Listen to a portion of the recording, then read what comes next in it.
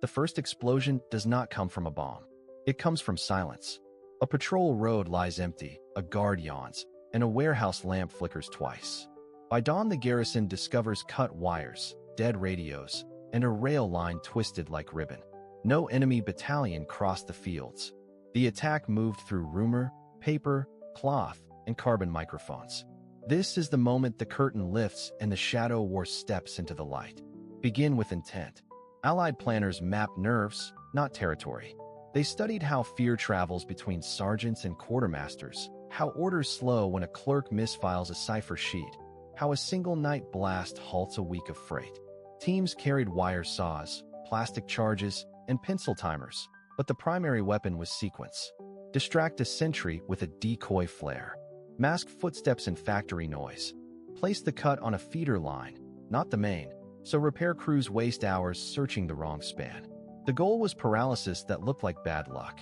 Deception elevated sabotage into strategy. Inflatable armor, canvas aircraft, and wooden guns swelled into battalions on enemy reconnaissance photos. Radio nets chattered with staged logistics reports. Couriers left planned breadcrumbs in cafes, train stations, and offices, each hint reinforcing a false narrative. When the enemy moved reserves toward the phantom threat, the real raiders slipped past with time to spare. No flourish, only margins gained by patience and repetition. The radio war felt like chess with a mirror. Operators tuned to midnight schedules, fingers stained with graphite from one-time pads, ears trained to the faint drift of signal under static. Direction-finding vans prowled the roads. Operators spread transmissions across villages, never more than a minute per burst.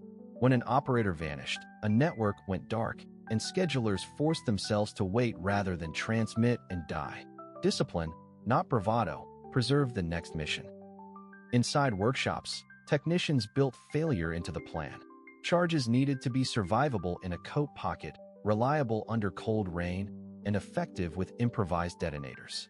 A rail cutter had to bite quietly through tempered steel, while a lookout counted the rhythm of a distant generator. Every tool carried a hidden purpose. A pencil that wrote in grease for silent notes on metal. A compass that hid blades. A suitcase with double walls for maps, batteries, and luck. The cost was real. For each bridge that fell, 2 couriers were taken. For each decoy that fooled a reconnaissance pilot, a village risked reprisal orders. The shadow war demanded limits. Teams learned to choose a transformer station still within walking distance for civilians, not the hospital feeder. They learned to cut signal cables after the last evacuation train, not before. Success meant damage measured in hours and days, not in burned homes. By the final seasons, garrisons woke to a new pattern. Ammunition arrived late. Patrols marched to defend empty fields. Commanders hesitated. The shadow war had altered tempo. When the main army struck, the occupied system moved like a man in cold water, heavy, slow, and uncertain. 1,000 small hands had already turned the cogs. The curtain did not fall. It stayed open, and daylight flooded a battlefield that had been prepared in silence. Wind pushes through hedgerows as the team crouches over a grease-stained map. The plan looks simple on paper. Create a false picture so convincing that the garrison will move the wrong way at the right time. This is not stage magic. It is logistics, discipline, and nerves. First, the misdirection. A courier leaves a cafe at dusk, carrying a letter that was designed to be intercepted. It references units that do not exist and depots that do. The goal is not to fool forever, only to set a hook in the enemy mind. Doubt grows there like rust. Deception demands layers. At a field on the coast, crews inflate canvas tanks and align fake tracks with real ones. Headlights sweep in rehearsed patterns. A sound truck idles, projecting the low thunder of engines that are not present. Camouflage teams drag nets over the fakes, then open gaps just wide enough for aerial cameras to take the bait. The enemy analyst will see what he expects to see and will pass it upward with confidence. Radio follows. Operators build a phantom division out of disciplined traffic. Call signs rotate according to a standing order. Routine chatter fills the air with dull precision. Coffee, weather, shipments, delays, all the friction of real life rendered as arithmetic for enemy listeners. Each message is meaningless in isolation. Together they sketch a marching army that is not there. At sea, a cutter drops strips of metallic foil into the wind. The radar screens across the water bloom and smear. Operators on the far shore report multiple contacts. Patrol boats sprint toward a corridor that contains nothing but foam. Each minute that they chase ghosts buys the team another minute ashore. The risk is not theoretical. A single prisoner could unravel the rhythm. A single mismatched footprint could betray the dummy camp. Counterintelligence hunts for that slip. The only defense is procedure. Every fake badge has a ledger. Every lantern pattern follows a schedule. Every rumor seated in a bar is logged and timed against expected surveillance. Deception does not replace force. It bends it. When the enemy shifts reserves toward the illusion, gaps open elsewhere. The team listens on the radio as real men move through those gaps. Boots in mud, bridges taken intact, ammunition saved. No cheering. Only a brief exhale before teardown. By dawn, the field is empty. Nets rolled, dummies deflated, tracks brushed out with pine boughs. The ledger closes with a final line. Objective achieved. The enemy fought the story instead of the soldiers. That is the quiet power of strategic illusion. The suitcase looks ordinary. The weight is not. On a rough table under blackout cloth, the handler unfolds a canvas roll and begins a final check. Each object has a purpose. First, the lifeline. A kneeboard map printed on silk, silent in the wind and immune to rain. The creases point toward rail spurs, transformer yards, and river crossings. A button on the jacket hides a liquid-filled compass. Next, the voice. A hand-sized radio set with clipped aerial, spare crystals, and a burnable code sheet. Send for 20 seconds, move, send again. The enemy triangulates by mathematics and patience. When the cells die, the network goes dark. The bite is small. A well-wrought pistol, ugly and almost silent. Close range only. The slide drags and the magazine is slow to seat. It is not a hero's weapon. It does a single job and leaves little to hear. Alongside it rests a Fairbairn Sykes knife, thin as a whisper, balanced for a single decision in a narrow stairwell. The teeth of Sabotage sit in a tin. Plastic explosive that kneads like bread. Pencil detonators that measure time with chemicals rather than gears. He rolls a charge the size of a bar of soap and fits a sliver of metal to pinch a rail. The lesson is simple. Destroy the irreplaceable. Force the garrison to guard everything. Make every mile of track feel like the front. For metal in motion, there is a limpet mine, all magnets and intent. It clings to a hull with a dull kiss. When the river carries the blast upstream, the occupiers will count barges instead of planning patrols. Cover is a performance. Papers on stock, ink bleeds correctly, stamps cut from rubber. A wallet holds ration cards, work permits, and a receipt for coal that no one will ever deliver. A false bottom in the suitcase hides the radio. Shoes carry heel cavities for microfilm. A shaving brush holds a roll of currency sized to local hands. He dresses. Civilian coat. Country hat. Grease under the fingernails to sell the part. The kit disappears into ordinary weight. His handler studies his face and removes the last trace of pride. Pride gets men searched. There is no romance in these tools. They are made of string, powder, and time. They do not promise victory. They create delay, doubt, and fear. In a city where posters command silence, a bent nail on a rail can speak louder than a speech. The kit leaves the room, and with it goes the thin margin between an unseen ally and an unmarked grave. Night presses down like a lid as the small team approaches the edge of the occupied town. The route was chosen 3 weeks earlier from aerial photos, resistance sketches, and the rhythm of enemy patrols. The canal towpath is narrow, the reeds shoulder-high, and the gravel underfoot is wrapped in cloth to kill sound. There is no heroism here, only procedure. The first rule is simple. Do not be seen. The second rule is brutal. If seen, do not be remembered. Insertion was layered from the start. A fishing boat left them on a shoal beyond the outer harbor buoys, then a rubber boat threaded between unlit markers, then the last 100 meters on foot through a drainage culvert below the quay. Every movement had a purpose. Boots were blacked out, metal taped, papers sealed in oilskin, the radio separated into 3 satchels so that one loss would not compromise the whole. The cover story is built from local truth. The lead operative is a commercial surveyor from a provincial firm. His hands show old ink stains. His shoes are scuffed in the pattern of long walking days.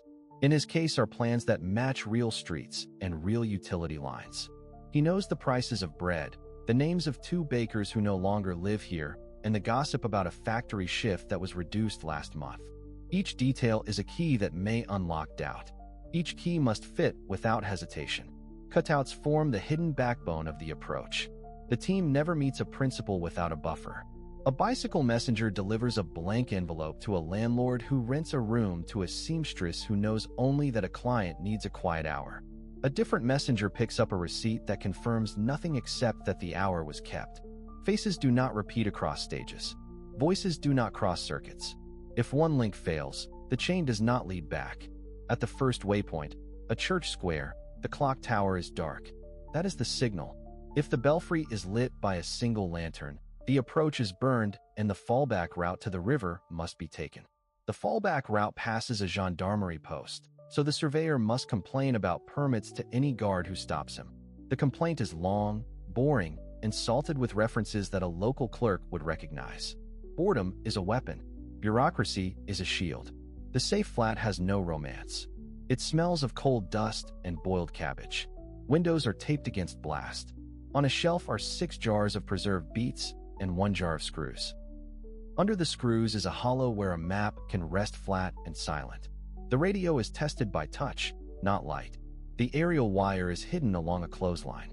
If direction-finding trucks sweep, the set will go cold in under 90 seconds, and the operator will read a newspaper upside down while breathing slow and even. Exfiltration begins the moment entry succeeds. A second identity sits under the first, ready to peel free if needed. The surveyor can become a funeral assistant with a change of jacket and a black armband. The team can become mourners who carry nothing but grief and a folded hat. A third path accepts that no exit is possible tonight. It caches the paper, breaks the set into pieces small enough to swallow or scatter, and reduces the mission to memory. Risk never goes to zero. It is managed like a budget. Every step spends a portion, and every clean handover earns a small refund. The team advances because the routes are rehearsed, the covers are dull, and the cutouts are patient. Getting in is not a moment. It is a chain of decisions that hold, one after another, until the lock finally opens. Night air is cold and metallic. A 4-person team crawls through a drainage ditch that parallels the rail bed. Each movement is deliberate. No moon. No friendly lines within 30 kilometers. The target is not a train. The target is the network that feeds trains, lights, and fuel. Break the backbone and the garrison starves in daylight. The scout reaches the culvert first and listens. Steel sings faintly as a freight passes 2 kilometers east. Good. Patrols will be pulled toward the noise. The team leader signals halt, checks the wind for dogs, and points to the rails. 2 tasks here, derailment and delay. A clean cut is loud and obvious. A cratering charge is better. They unpack plastic explosive in flat slabs and press it into the web of the rail. 2-meter spacing, opposing sides, shaped with a shallow V to focus the blast. The engineer sets pencil time fuses, bending the soft metal to 8 hours. He adds a second line, staggered by 15 minutes, in case of damp or shock failure. Nothing heroic, just redundancy. The second pair moves on to the substation a few hundred meters beyond the tree line. A silence rule holds. No talking. All signals are by touch. The fence is old, grounded poorly. They move through and hug the shadows of the transformer bank. The smell of hot oil hangs in the air. The plan is not to create a fireball that calls in half a regiment. The plan is to wound the system. They mount charges at the base of 2 transformers and on the porcelain insulators of the high-voltage bus. Small charges on insulators throw shards and drop lines. Larger charges on casings bleed oil and cook the coils.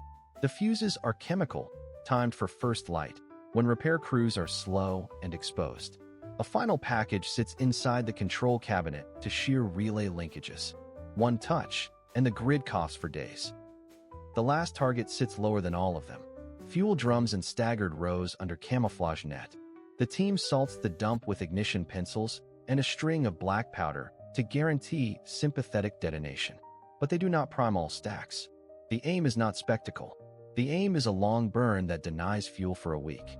Exfiltration routes are planned in layers. The creek bed. The hedgerow, a farmer's track that leads nowhere on German maps. They leave no wire trimmings and no paper. Boots step where boots stepped coming in. The scout stays behind a minute longer to brush out knee prints and sling a decoy wire where a patrol will waste time. Dawn lifts like a blade. A section car rattles toward the cut. The first line of fuses goes, and steel turns into fishhooks. The car folds and blocks the line. 15 minutes later, the second line detonates under the repair crew.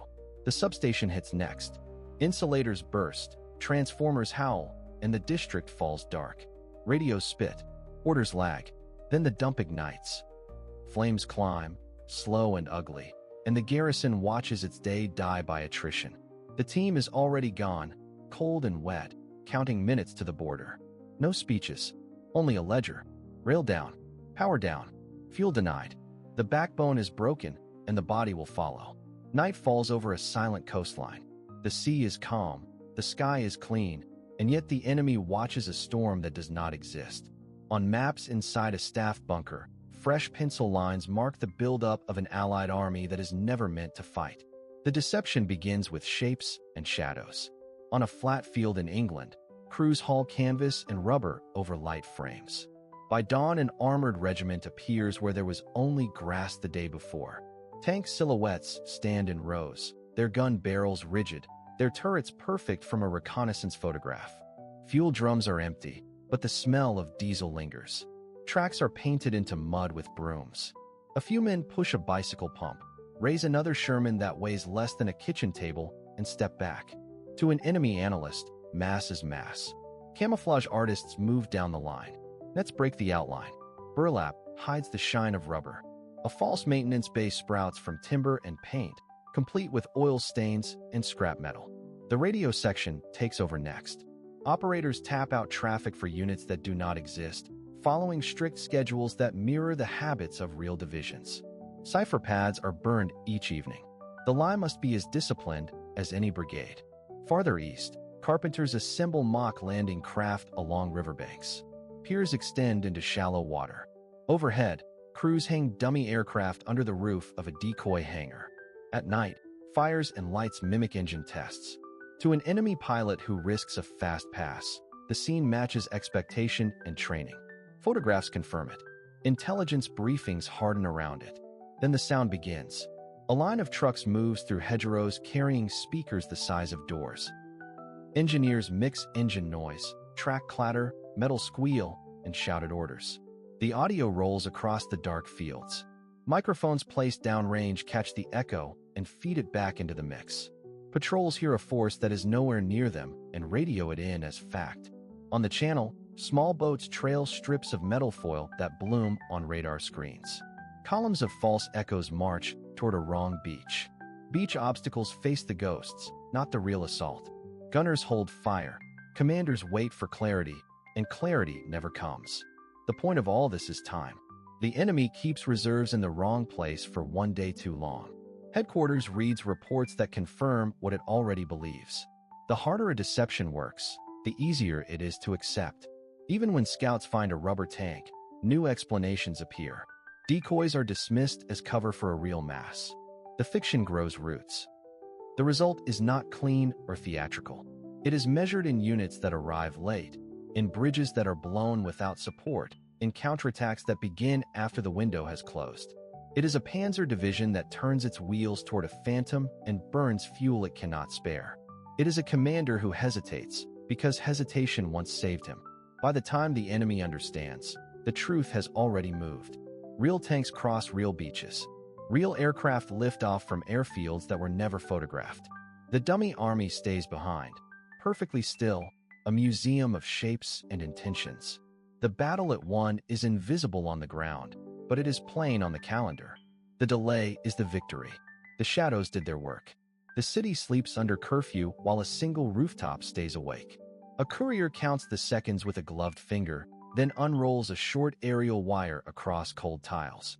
In a canvas satchel lies a compact radio set, hand-soldered, its valves fragile as eggshells. He chooses a low power setting. Too much wattage, and the signal will punch a hole through the noise floor that enemy receivers will see at once. Too little, and London will hear nothing. He breathes, keys the transmitter, and begins. Every burst must be short. 30 seconds on air is already reckless. Enemy direction finding vans patrol in triangles, plotting bearings from 2 streets away, from the next arrondissement, from a hill road beyond the river. 3 good bearings make a fix. A fix makes an arrest. The courier works in bursts. Send, shift, wait, listen. He changes the length of each group. He keeps a metronome in his head and breaks it on purpose so that no rhythm can betray him. The message is not words. It is a lattice of 5-letter groups that look like nonsense. Before nightfall, he had prepared a one-time pad, a sheet of digits printed on silk and sewn into his waistband. He adds digits, carries over, subtracts, follows the algorithm with pencil and discipline. The cipher is only as strong as his routine. If he reuses a pad, the enemy cryptanalyst will smell it. If he writes too neatly and keeps the sheet, the enemy jailer will find it. When he is done, he will burn the ashes and smear them into the gutter. Static hisses. Somewhere across the channel, a woman in a gray building writes the groups as they arrive and runs them through the reverse process. She does not know the courier's face or his true name. She knows only that the schedule has slipped by 2 minutes. 2 minutes can mean a street patrol, a broken wire, or a fallen comrade. She signals receipt with a brief acknowledgement and then falls silent. Silence is armor. The courier relocates. He coils the wire and drops through a hatch into a dark stairwell. He has already scouted 3 fallback sites. Kitchen attic, tram depot roof, abandoned greenhouse with a wooden beam that will take the weight of an aerial. He never returns to the same site on the same night. He never lingers when a neighbor opens a window. He thinks of the lesson every instructor repeats. The enemy listens longer than you can talk. In a basement across town, the enemy listens indeed. Headphones on, hands steady. The operator turns a dial through a forest of signals. He marks a faint carrier. He calls to a partner who draws lines on a map. A team starts a truck. The city narrows like a noose. At the greenhouse, the courier has one more burst to send. It is an urgent request for detonators and a timetable for rail sabotage. He senses the time pressure in his bones. He keys the set, keeps it under 20 seconds, and ends with a prearranged cut number. Then he waits. A dog barks. A car door closes. He kills the power and listens to the night breathe. Boots enter the street. The vans have a near fix, but near is not enough. The courier has already slipped into the hedgerow and taken the narrow footpath that crosses the canal. The set is heavier now, but he carries it like the future depends on it, because it does. In the morning, trains will slow where a span is weak. A patrol will turn down a different road. An entire regiment will arrive a day late. Direction finding will report a missed chance. The ledger of war will record nothing but the absence of enemy reinforcements. The radio game leaves few monuments. It leaves space, time, and doubt, which are more lethal than any rifle when used with care. Night falls over an occupied city. A cyclist rolls past shuttered shops, counting intersections. He pedals once more, brakes once, and leans the bike against a lamppost with the seat turned slightly left. That tiny detail is the whole message. A dead drop is live. No speeches, no heroics, only a signal that moves like a pulse through stone and shadow. This is a war of mirrors. A courier lifts a loose brick behind a public fountain. Inside lies a hollowed bar of soap wrapped in waxed paper. The paper holds a microdot, a whole page of text reduced to a speck. It lists fuel convoys, troop strengths, and a schedule for a new radar sweep along the coast. Somewhere across the city, an Abwehr handler thinks he owns this network. He does not. The double cross has already begun to twist his leash. The double agent is a patient performer. He builds a personality that the adversary wants to believe. He sends real crumbs to win trust. An airfield that is already known to be empty, a convoy that no longer exists. He bleeds falsehoods into truth just slowly enough to escape suspicion. He learns the rhythm of his interrogators and the tone of their doubts. He errs on purpose. He admits small mistakes to lend credibility to larger lies. When he walks to a letterbox under the arch of a rail bridge, he knows the arc of the sentry's patrol and the way boots echo on wet concrete. He knows that a second echo means he is burned. Networks tighten and loosen like lungs. They must survive a raid, a betrayal, an unlucky glance at the wrong moment. Cutouts carry fragments of messages, so no single arrest can collapse the structure. One woman delivers only shopping bags, never the page inside a bag's false bottom. Another man speaks only to a landlord who collects rent in cash and rumors. The system is a maze where no one sees the whole path, but the path still leads to a defined target. A bridge, a switchyard, a fleet bottled in a harbor. Counterintelligence pushes back. Radios chatter. Direction finders triangulate. Apartments are stripped to bare plaster. Codebooks burn in kitchen stoves that once warmed families. Yet the double agent adapts. He times transmissions to coincide with known interference. He disguises a burst of Morse code as local lightning on a storm map. He places a dead drop in a cemetery beneath a cracked urn that no one has moved since the last war. Success in this shadow war is not a single explosion. It is drift.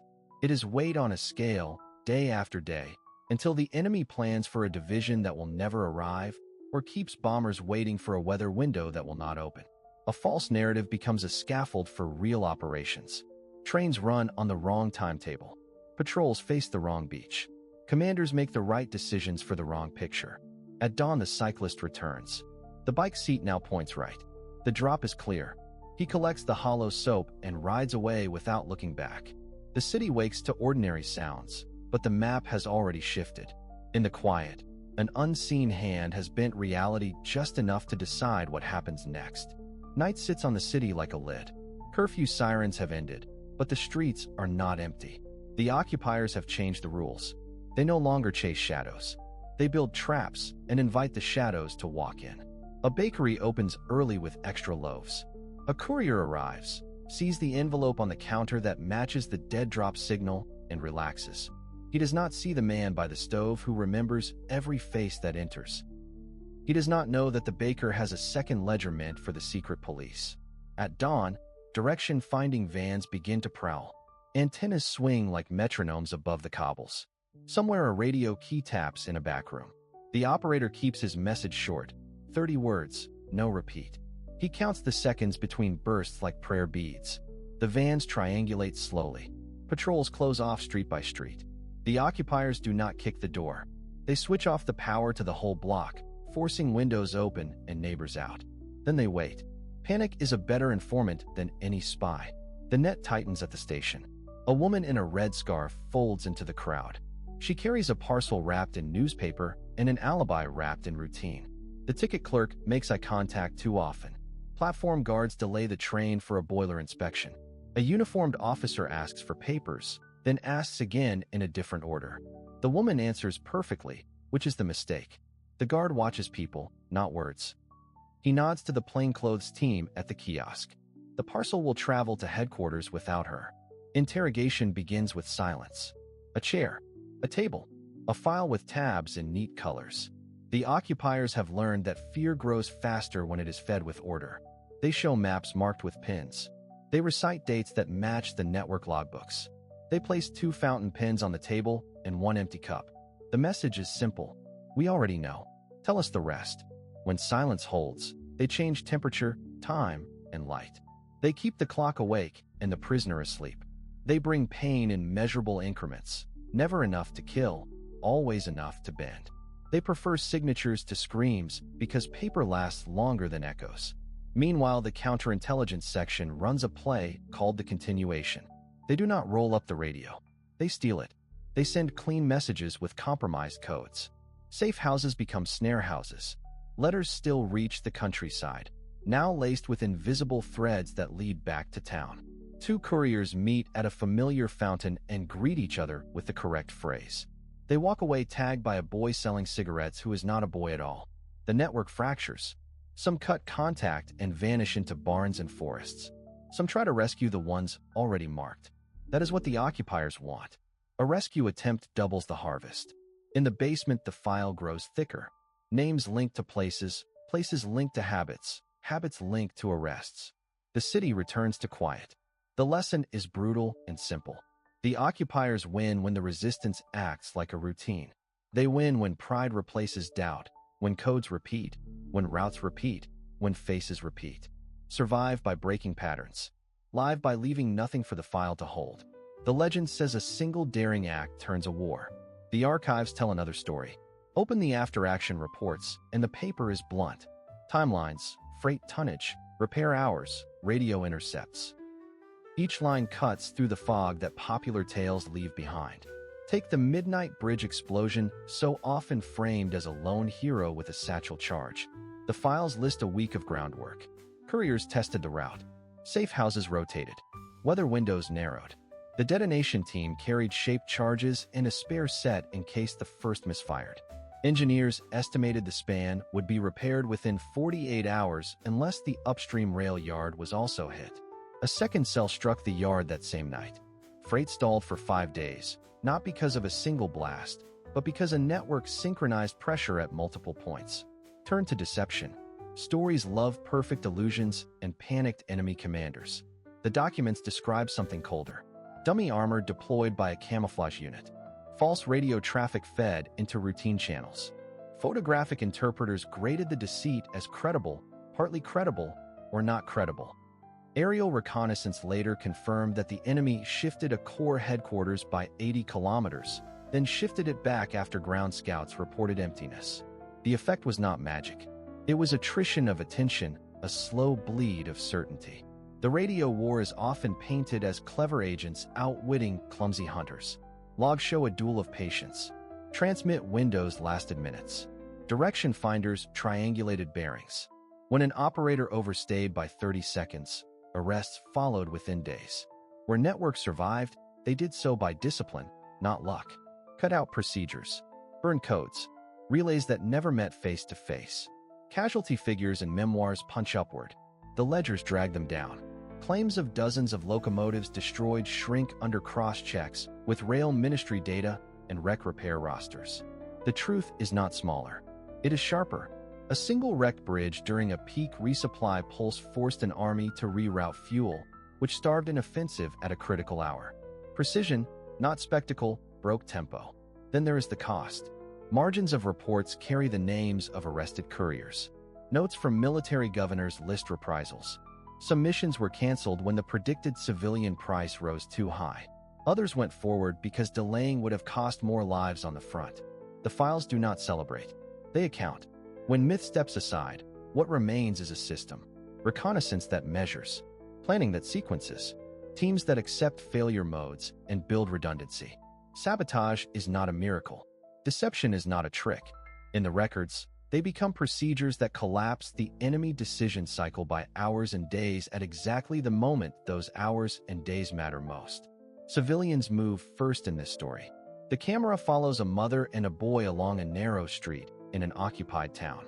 A curfew whistle climbs the walls. A saboteur watches from a doorway. His orders are clear. Destroy the rail junction before dawn. Stop the armored train. Disrupt the fuel convoys. The junction sits beside a worker's block and a bakery. A night shift has just ended. People cross the yard with lunch tins and tired faces. The team studied ethics in training halls. They memorized rules on proportionality and necessity. They practiced diagrams on chalkboards. None of that sounds the same when a child chases a stray dog across the target line. The plan calls for shaped charges under a signal box and a delayed fuse. The fuse will push the blast past the last tram. The delay will also keep the team in the kill zone longer. There is a second plan. Abort and come back in 48 hours, which may allow the armored train to pass with prisoners on board. They split. One moves to the points, another to the relay hut. A liaison from the local network whispers that the garrison executed hostages after the last attack. Names are listed on a wall in chalk. The saboteur runs a thumb over each line as if that could erase it. He resets the clocks on the fuse to the longest safe delay. It is a small act of control in a place where the occupation decides everything. Minutes drag. Boots click on cobbles. A patrol smokes by the bakery door. The mother and the boy vanish into a cellar. The team leader settles on the only honest sentence he can live with. Accept risk to self to reduce risk to others. He arms the last device and pulls back through a garden. Chickens flutter. A man peels potatoes and does not look up. The blast comes like a broken bell. The signal box folds. Rails kink. The armored train brakes hard well short of the junction. No civilian building collapses, but glass jumps from frames.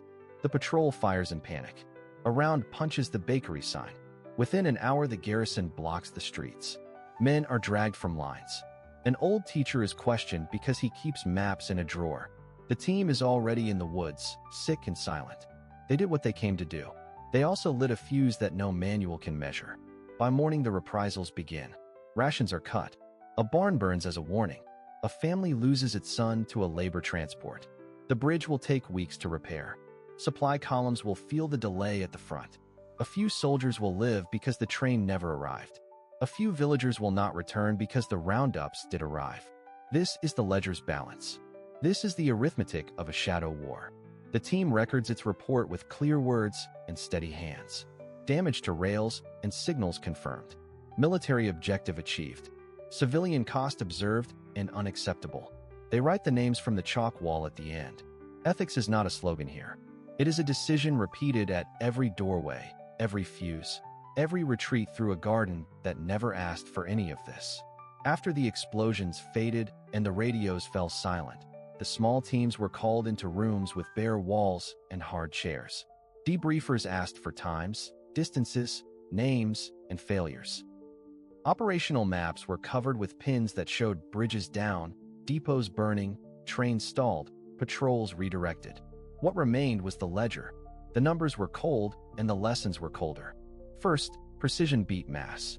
A handful of people who understood terrain, habits, and schedules could paralyze a garrison more efficiently than a battalion that attacked frontally. Cutting a single signal trunk at the right hour forced commanders to fight blind. Removing a switch key on a rail line halted an entire division. Time, not just tonnage, was the decisive variable. Second, deception multiplied effect. Camouflage, fake traffic, and planted rumors funneled enemy reserves to empty fields while real targets were hit elsewhere. The lesson was simple. If the enemy must make decisions under uncertainty, shape that uncertainty. A lie that costs nothing can save lives and scarce explosives. Third, logistics governed courage. Small teams won or lost before they crossed a border. The quiet chain of couriers, safe houses, dead drops, batteries, and forged papers determined whether a mission survived the third night. Heroism could not compensate for an empty radio or a missed meeting under curfew. Sustainment was the hidden front. Fourth, radio discipline was life. When operators tightened procedures, moved fast, and kept transmissions short, networks endured. When they talked too long, direction-finding units triangulated, doors splintered, and names vanished from the rolls. Technology punished impatience. Fifth, consequences were real and immediate. Occupiers retaliated. Civilians suffered. Each act had a cost that leaders had to price in advance. The only moral defense was rigorous target selection and restraint. Strike what matters, avoid what does not, and accept that some opportunities must be left unused. Finally, the aftermath proved the strategic value. Broken rail hubs delayed entire offensives. Misled commanders split their strength. Armies landed on beaches where the enemy arrived late. Small teams redefined scale. They did not replace divisions. They made divisions possible. Modern planners still study these files for one reason. In every era, there are narrow windows when a few people can move the weight of a war. Find those windows. Guard the networks. Deceive with discipline. Measure success by time gained, not explosions counted. Then leave without a trace.